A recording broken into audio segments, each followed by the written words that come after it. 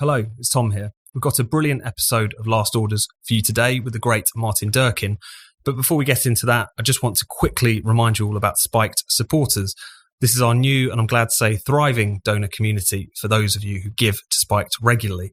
So now those who give £5 or more each month or £50 or more each year can get exclusive perks. You can comment on articles, you can get discounts on all items in our shop, and you can get free and discounted tickets to Spiked events. We just had one a few weeks ago with the great Rod Liddle in conversation with Brendan O'Neill. Spiked Supporters went for free, and it was great to see so many of you there. So if you'd like to come along to any of our upcoming events, which we'll be announcing soon, and you're not already a Spiked supporter, then why not sign up today? Just go to spiked-online.com/supporters to find out more and to sign up. Once again, that's spiked-online.com/supporters. Thanks so much. And now on with the show.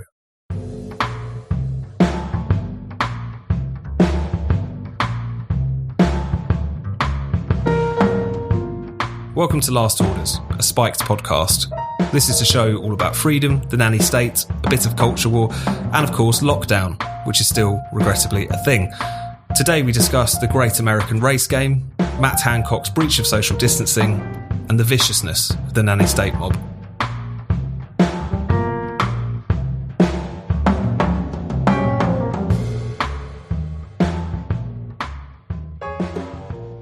Welcome to Last Orders. I'm Tom Slater, Deputy Editor at Spiked. Today I'm joined, as I am in every episode, by Chris Snowden, Director of Lifestyle Economics at the Institute of Economic Affairs. Hello, Chris. Hi, Tom. Great to see you. We're delighted to be joined as well today by Martin Durkin, the director of many excellent polemical documentary films, including Brexit the Movie, The Rise and Fall of GM, and most recently, which we'll be talking about, The Great American Race Game. Martin, thanks so much for coming back on the show. Cheers, Tom. Lovely to be here. So, Martin, to kick things off, let's talk about your film. It's another great polemic to add to your back catalogue, this time on the politics of race in America. I was delighted to see a few friends of Spiked actually appear as the talking heads in there, Camille Foster, our columnist Wilfred Riley, but definitely trying to push back against the narrative, which has become so huge, particularly in the wake of George Floyd and the Black Lives Matter protest. So it's probably a bit redundant for me to ask you what was the spur to look into this subject, but do you want to tell us a little bit about when you first started working on this film and what the kind of main argument of it is, I guess? It started actually as I wanted to do a couple of films about America, and I asked the mate, what should I make films about? And he said, whatever happens, don't make a film about race and don't make a film about guns. So I've done that. So the guns one's coming out shortly, and the race one, it just seemed that something wasn't right. It smells not right. When George Floyd died, the almost, dare I say, glee of some of the left, sort of circling like vultures on the unfortunate man's body. And I thought, this isn't right. There's a political cynicism here. And so that sort of spurred me on to having a look to see why. And that took me back into history a little bit to sort of understand the kind of where the left is coming from on this issue. And that was incredibly revealing. And what are some of the things that you pick up on in the film? I mean, a big part of the discussion is the way in which the race issue has been used over time by the Democrats to kind of secure that section of the black vote, which is very important to them. Do you want to tell us a little bit about that, the kind of things you uncovered as you looked deeper into this? Yeah, I think a lot of people, these youngsters, don't realise that the Democrats were the party of racism in America. They were the party of the racist South. They defended slavery. They defended Jim Crow. They made Jim Crow. The KKK was said to be the armed wing of the Democrat Party. The Republicans were the party of Lincoln. The Republicans were the ones who fought slavery. By 1930, there had been about 21 black people elected to Congress. All of them were Republican. But the Democrats had a problem because most people, black people, live in the South in America, the majority of the black population. And so they realized by the late 50s that, if they get the vote, as they undoubtedly would at some point, they would overturn the Jim Crow nonsense and get the vote. The Democrats were going to be toast. So they needed to woo the black vote. And part of that wooing was a kind of flooding poor black communities with welfare. Bismarck had invented welfare in order to try to win the allegiance and subservience of working class people, and LBJ and the Democrats did the same with black communities. And it worked insofar as they got a lot of black votes, but not just from blacks, because in the process of the welfare revolution, they also massively expanded their public sector. So they created millions of new jobs. And I mean, the story's been told by, I'm sure, else on other things. Thomas Sowell has told, and Walter Williams, the kind of social destruction, the havoc caused by welfare in poor black communities from the 60s onwards. But of course, if you're in that machine, if you work for the state, if you're part of the welfare machine, you don't want to blame welfare. There is no way in the world these people want to blame welfare. So they've got to find something else to blame, and they blame racism. And racism has since, been it is immensely useful to them on a number of fronts. Politically, it's absolutely vital to them now, actually, because in the process of expanding the state, they kind of lost the working class vote. A bit like over here, the working class people from the 60s started voting Republican. Ronald Reagan, huge working class support. Trump, obviously, with his deplorables, huge working class support. From the 1960s onwards, in every single presidential election, most white Americans voted Republican. So the Democrats need at least sort of 70-80% of the black vote in order to have any chance of having power. And so they need to keep that black vote going. So it would be a disaster for them, for example, if black people in America woke up and decided they weren't black people at all, they were just Americans, and they were just going to vote willy-nilly. The Democrats have to keep black people, so-called, thinking of themselves as a distinct race at odds with the rest of society and turning to them for their salvation. So, it's a political imperative. There's also, thinking of the other story, actually, an institutional one. Once they've blamed racism, of course, racism is a great excuse for yet further government intervention. So affirmative action, employment legislation, and so on. And so you get this growth of a sort of diversity industry, a professionalization of it. And that entire industry, all the organization and all those jobs depend on the existence of racism. So obviously they're going to be reluctant to say, there's a lot less racism than there used to be, isn't there? Their job is to find racism. And so they did find it everywhere. Everything has suddenly got to be racist. Mm. And Chris, I know you've seen the film now. Is there anything in particular that struck you watching that? I just think it's brilliant. I watched it today. I love all Martin's documentaries, but this is fascinating. 5 stars from me, Martin. Martin is genuine. I'm not saying this just because he's on here, but I love documentaries. It's my favourite kind of thing to watch. And I don't think there's anyone who does better documentaries than Martin. I mean, they're all absolutely superb. And this one, I was a bit worried it was going to be going into the race thing. I thought, oh God, this could be the last one.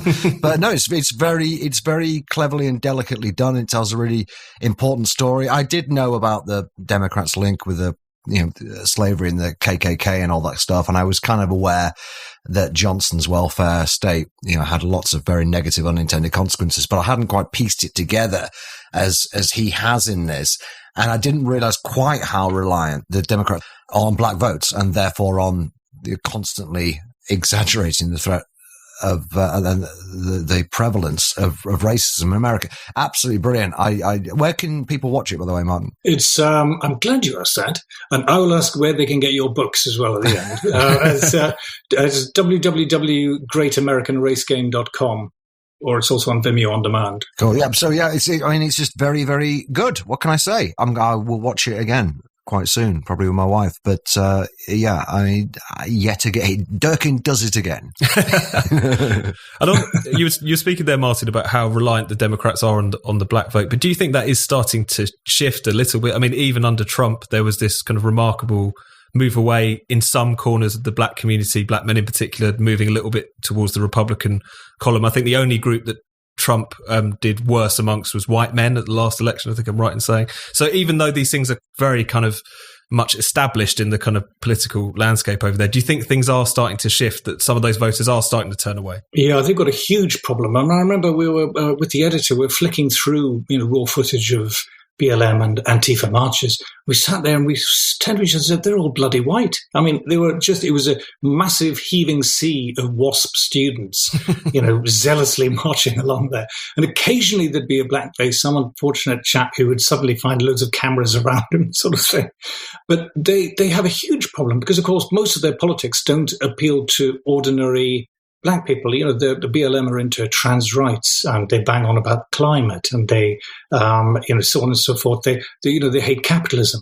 What a disgusting sort of consumerist society. Well, oddly enough, working class black people are rather keen on a consumer society. actually, very much mass consumerism.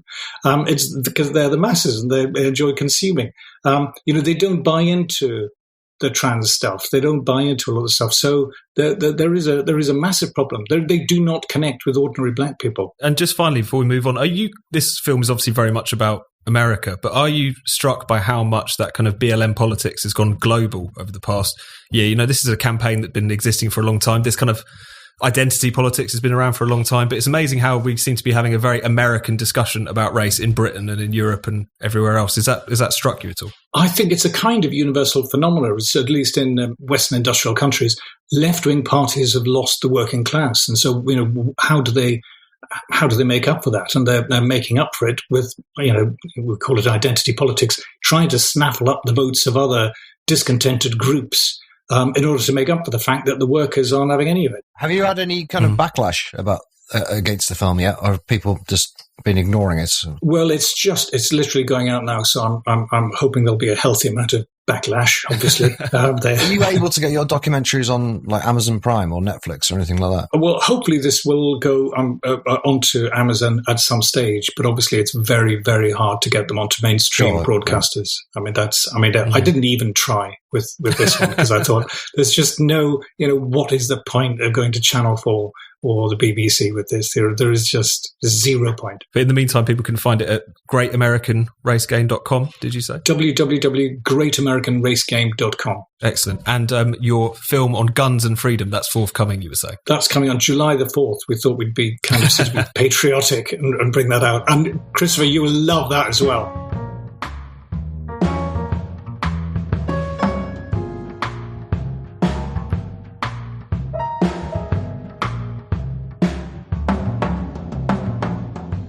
Are you looking for the perfect gift for the pro-freedom, anti-woke person in your life?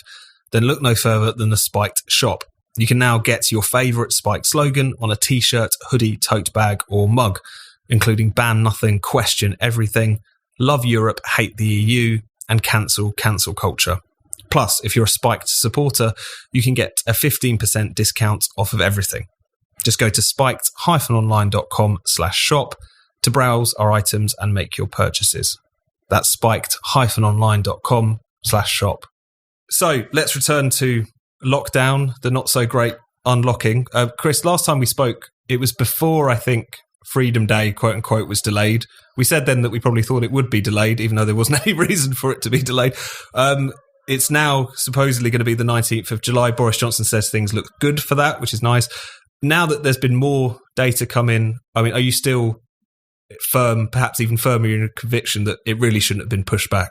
What's your thoughts on all of that now? Did we say it was definitely going to be pushed back? I seem to remember being quite optimistic about it, and then the very day we recorded I should have confronted with you that. I seem to remember saying actually Boris has been pretty good to standing up against these scientists in the last few months. So maybe things are going to be okay. I am genuinely convinced that it will happen on July the 19th. I think probably everything will go, including hopefully face masks. And I will agree with you that I think it should have happened this month. I think I can see why they got spooked. I always want to play devil's advocate here, but I can see why they got spooked. I honestly think that Boris Johnson did really want to open up. I think he actually has been against every lockdown really, which is why he's kind of delayed them. And with this one, I think most people were surprised at how quickly the infection rate went up. All of a sudden, just as the sun came out as well, of all things, it's gone up like by a factor of 5 or 6. It quadrupled, I think, by the time Boris Johnson made his announcement. These things do kind of startle the horses a bit, because it's that sense of, we've been here before. And we know in our heads that we got the vaccinations. Most people have had double doses and all that. But with your heart, you just look at the figures every day going up and you go, Christ, we can't be absolutely sure. So I can see why they got worried, particularly with the Delta variant, the Indian variant. We are kind of leading the world with this. There's only 1 or 2 countries that have vaccinated more people than we have. And so there's an element of being the canary in the coal mine a bit. So I can see why they got spooked and thought, well, maybe if we just vaccinate another few million people, we can really be sure. But I think we genuinely can be sure now. And I'm probably leaving a hostage to fortune again by saying this, but for the last 9 or 10 days, there has been no rise in the number of people being admitted to hospital with COVID, and the numbers are really low, like, less than 200 a day, which is just nothing. There are 40,000 hospital admissions a day. We've got to put these things in context. And the number of people dying is doubled from 5 to 10 a day or whatever it is. So I think we're in a pretty good place. And to be honest, if you don't think that, then as far as I'm concerned, you're an anti-vaxxer, and get out of my face. I mean, we have so much scientific evidence on the vaccines. We know it works against the Indian variant, so there's just nothing to be worried about. It's just put all the evidence together. The modelling from blooming Warwick University and all these places is garbage as far as I can see. We're fine. It's going to be great. So let's just get rid of it. Get rid of everything. Absolutely everything. Face mask gatherings, all the rest of it. But I really think we can look to the future with optimism. I guess the one thing they might not do is just allow kind of unrestricted travel. And I can see why they might do that from a variant point of view. But I think as time goes on, the chances of there being a variant escaping the vaccine completely seems to me as a, ignorant chump to kind of decline. It feels like, if there was going to be one that escaped the vaccine, it probably would have happened by now. But they'll probably be a bit cautious on the old overseas travel for the rest of the year, probably. But apart from that, everything must go. So, Martin, the last time we had you on, I think, was in the before times, before COVID, before lockdown, before any of this has happened. So, as a libertarian, how do you feel about things at this point? Are you worried that some of these measures are going to linger on, kind of be institutionalised in one way or another, or are you as optimistic as Chris is here that things are going to end very soon? Well, I think a lot of them will end, and will sort of go on. But there has been a real chipping away of the assumption that the state has a limited role and that we really are our free agents who are responsible for our own lives. That's the state has a habit once it gains power, or the expectation of power that will persist, and that's what's really worrying. I mean, obviously, COVID is different. Global warming is just a pile of old bollocks, and they're using that as an excuse to extend their control over our lives. But obviously, COVID actually was a thing, so it's harder to just argue flatly that they should bugger off and not bother us with it. But it does feel at the moment, I'm reminded of that scene in Star Wars where they're in the garbage bit and the walls are closing in. It feels a bit like that at the moment. You've got Biden saying, we're going to have a global tax. I mean, that's really scary. And the idea that, governments are just, that's the EU writ large, makes the EU look like a parish council there. So generally the atmosphere is a scary one, I think, from the perspective of people who like freedom. Now, on the day that we're recording this, Matt Hancock is still technically in post, but I think we'd be remiss if we didn't talk about this particular scandal, just briefly at least. So today, The Sun published images of him getting off with Zaid, effectively, so cheating on his wife. There's also been a lot of outrage, particularly because he was seen to be breaching social distancing guidelines in the process of doing this. And of course, Matt Hancock has careered from one scandal to the next, really, over the course of this pandemic. Chris, what do you make of this particular story? Do you think this is a thing that might bring him down by the time people actually end up listening to this? I think by the time people listen to this, he will have been brought down, and jolly good too. I don't really like the guy. I think he's become power crazed over the course of the last 18 months. However, having said that, as far as I can tell, he hasn't actually broken any laws. He has ignored guidelines, essentially, by, I don't know exactly what it is. Is it because he's become within 1 meter of this woman? Are you not supposed to go within 1 meter of colleagues at work? I have no idea. Does anyone really know what the rules are? Obviously, Matt Hancock doesn't care. There's obviously an element of hypocrisy here. What gets me is, at the time of recording, everyone is pretending that the scandal here is that this guy has breached social distancing guidelines in the workplace, as opposed to having an affair, as opposed to adultery. Now, maybe I'm a very reactionary old conservative here, but the reason people are interested in this is because he's having an affair with a colleague. Of course, that's the reason. If he was just stood close to her, which he has form for doing, if you remember, he stands weirdly close to women at the best of times. No one would care about it. It's not about, ignoring guidelines. It's about adultery. And since the 90s, it seems like people feel they're too modern and cool to admit that that's a story. And we have to pretend it's about some minor regulatory kind of breach. I find it really weird that people won't be honest about why why this is a kind of mini scandal, you know? Martin, what have you made of all of this? I think there are so many reasons why almost all of them should resign straight away. Public spending, HS2, Boris Johnson and Princess Nut, determining green policies. I mean, just left, right, and centre. As far as I can see, they should more or less all resign, apart from Steve Baker, maybe Marc Francois. A government of all the talents. That's all. That's going to be the way forward.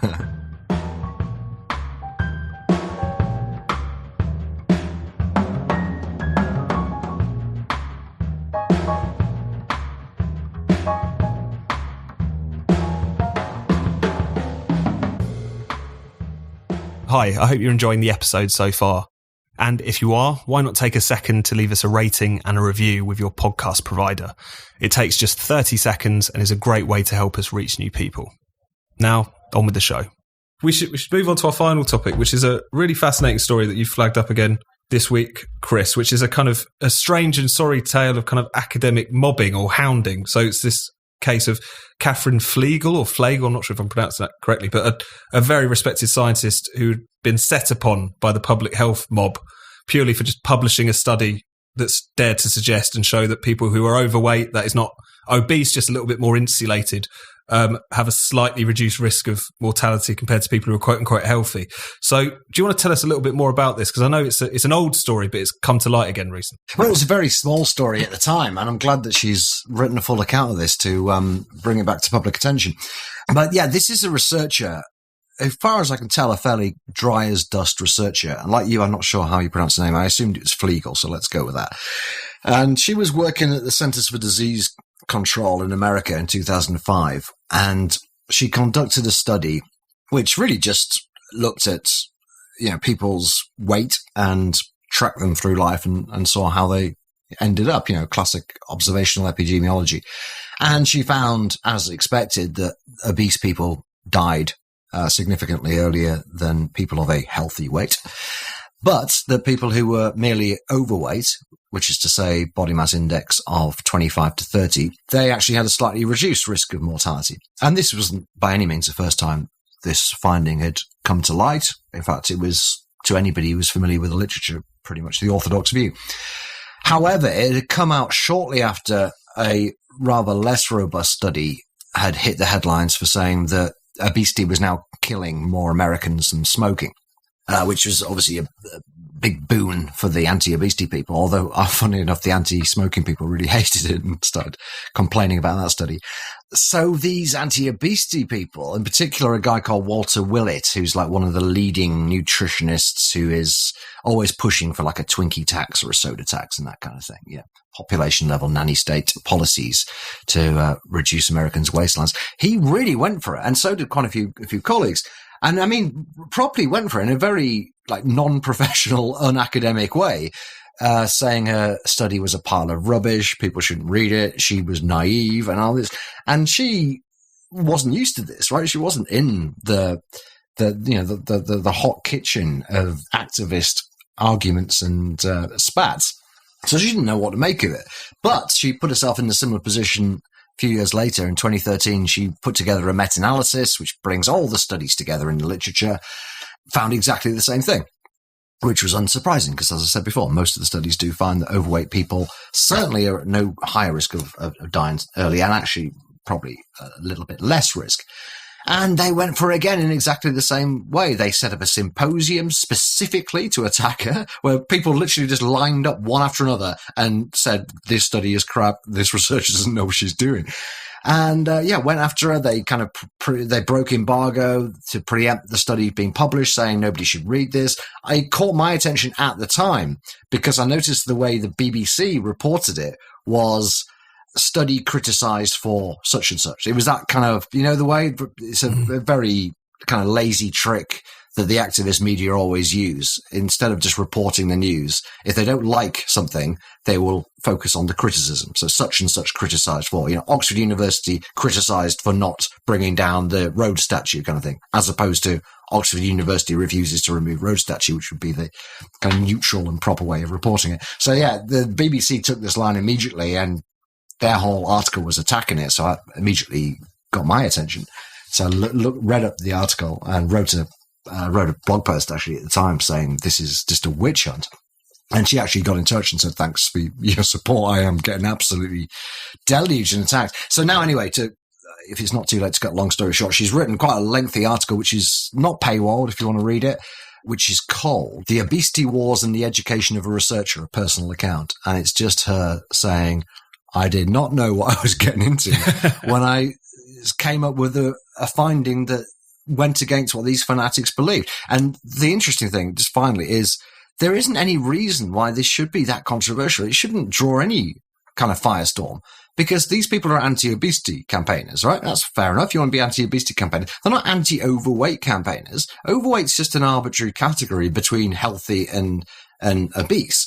It used to be set at 27 BMI in America. Then they reduced it for no reason whatsoever to 25, which immediately made millions of Americans suddenly overweight. That's how arbitrary it is. It's never been linked to health in any way. Obesity kind of is. Once you get over 30 BMI, you kind of have an increased risk of various diseases, mortality.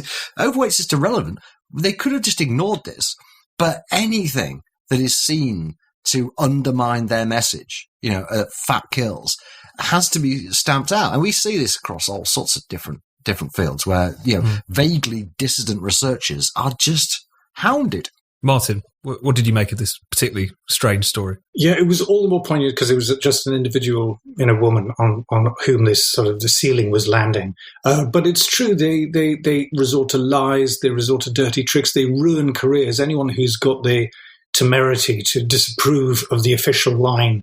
And that's what science has become officially sanctioned dogma on whatever, climate, on obesity, on COVID, or whatever else, which is obviously the very opposite of what we used to think of as what the scientific method was.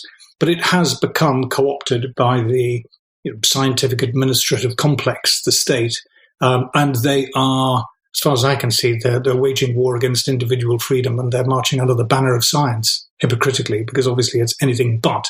And there was the same, like when I was making film, but you had scientists saying, they're all saying there's going to be more storms. And then people would say, hold on a minute, the storminess is usually a function of the difference of the temperature between the poles and the tropics. And according to your models, more global warming would mean that'll be smaller. So that means be less storms. Shut up. You can't say, shut up. Guess what? There are more polar bears. Shut up about the polar bears. Okay, whatever it is, your career can be ruined by going against the official line. And so it's, that as soon as I hear science, the BBC says, scientists say, you shudder.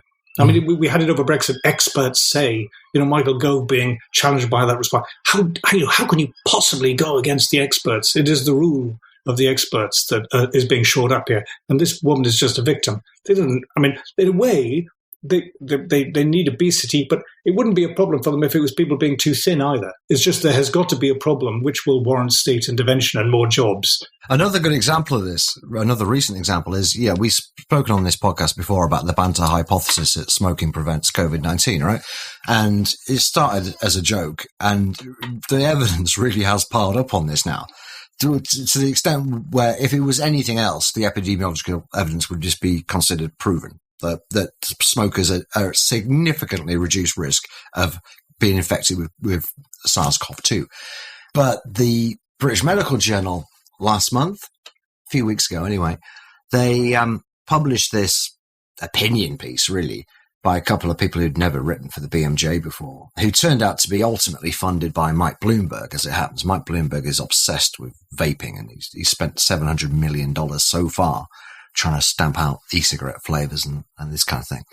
And that's kind of by the by, but it's not actually by the by, because most of this opinion piece was an ad hom on the researchers being supposedly funded by the tobacco industry. So it starts off by saying, at one time last year, people thought maybe there was some relationship between smoking and COVID, and nicotine maybe reduced the risk of COVID. That's been disproved and discredited. And the people involved in these studies are all funded by the tobacco industry. It's complete bollocks. They're just not. And they picked on one guy in particular called Konstantinos Farsalinos, who's a very good Greek nicotine researcher. He first flagged up this possibility because he spotted that in Chinese hospitals there were way fewer smokers in the coronavirus wards than you might expect. And he's been researching e-cigarettes for a long time.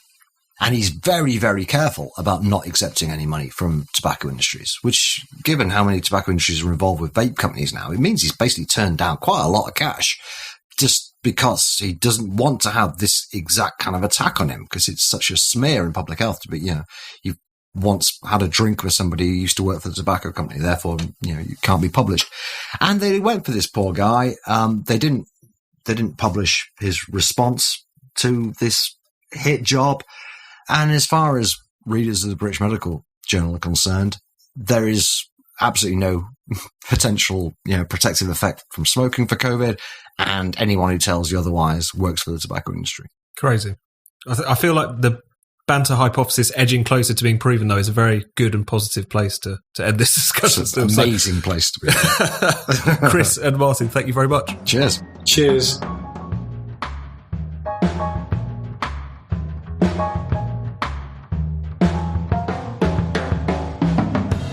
You've been listening to Last Orders. Be sure to subscribe to this podcast wherever you get your podcasts. Please do take a moment to leave us a rating and a review. And if you'd like to support the show, why not become a Spiked supporter? Just go to spiked-online.com/supporters to sign up. That's spiked-online.com/supporters.